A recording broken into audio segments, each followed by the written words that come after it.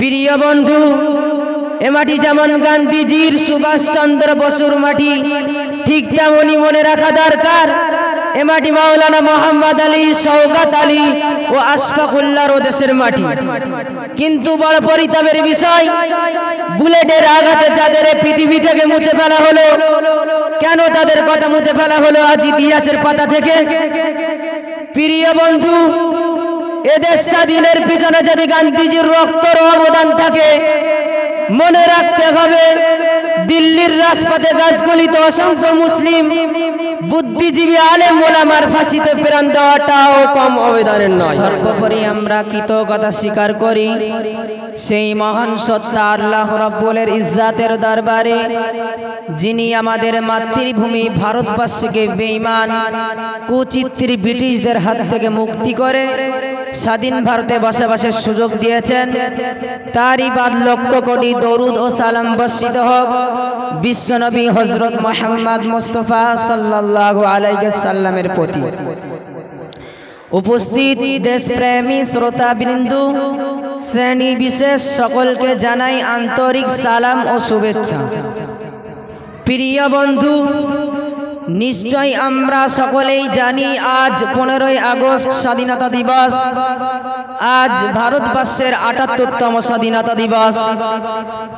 ভারতবর্ষের 125 কোটি মানুষ আজকের দিনটিকে সাদরে পালন করেন, স্মরণ করে থাকেন সেই সমস্ত বীর মুজাহিদ যাদের প্রাণের বিনিময়ে, রক্তের বিনিময়ে অত্যাচারী বেঈমানদের হাত থেকে পবিত্র হয়েছিল এই ভারতবর্ষের মাটি। প্রকৃত ইতিহাস তার সাক্ষ্য বহন করে চলেছে যুগ যুগ ধরে।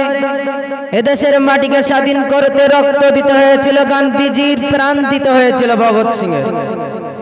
এদেশের মাটিকে পবিত্র করতে রক্ত দিতে হয়েছিল মাওলানা মোহাম্মদ আলী ও শওকত আলীকে, এছাড়াও শহীদ আজম আশফাকুল্লাহ খাঁ সহ অনেকে মুসলিম বীর মুজাহিদ প্রাণ রক্ষা করেছেন এদেশকে। এদেশের মুক্তি পেয়েছে জেলখাটে 1 কোটি মুসলমান, আত্মবলিদানে ফাঁসি হবার 50 লক্ষ মুসলমানের প্রাণের বিনিময়ে। প্রিয় বন্ধু, এ মাটি যেমন গান্ধীজির সুভাষ চন্দ্র বসুর মাটি, ঠিক তেমনই মনে রাখা দরকার এ মাটি মাওলানা মোহাম্মদ আলী, শওকত আলী ও আশফাকুল্লাহর দেশের মাটি। কিন্তু বড় পরিতাপের বিষয়, বুলেটের আঘাতে যাদের পৃথিবী থেকে মুছে ফেলা হলো, কেন তাদের কথা মুছে ফেলা হলো আজ ইতিহাসের পাতা থেকে? প্রিয় বন্ধু, এদেশ স্বাধীনের পিছনে যদি গান্ধীজির রক্তের অবদান থাকে, মনে রাখতে হবে দিল্লির রাজপথে গাছগুলিতে অসংখ্য মুসলিম বুদ্ধিজীবী আলেম ওলামার ফাঁসিতে প্রাণ দেওয়াটাও কম অবদানের নয়। প্রিয় বন্ধু, আজ স্বাধীন ভারতবর্ষের বুকে গো-রক্ষার নামে চলেছে মুসলিমদের উপর অত্যাচার, অপবাদ দেওয়া হচ্ছে, দেশদ্রোহী, সন্ত্রাসী বলা হচ্ছে। এবং আরো বলা হচ্ছে আমরা ভারতবাসী নয়, আমাদের পাকিস্তানে চলে যাওয়া দরকার।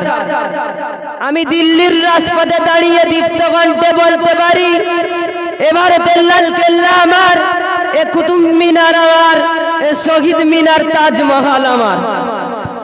আজও শহীদ মিনারের ইট খসালে মুসলমানদের গায়ের রক্তের গন্ধ পাওয়া যাবে।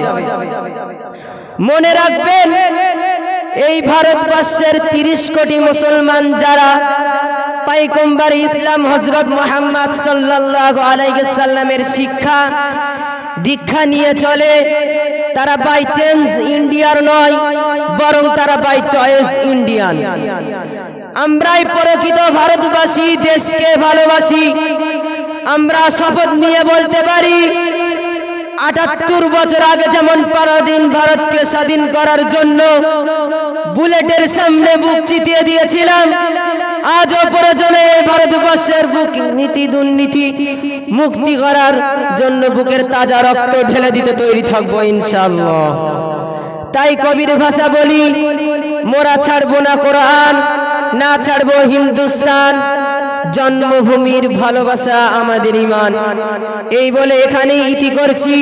ভারত কি জয় হোক, জয় হিন্দ। আসসালামু আলাইকুম।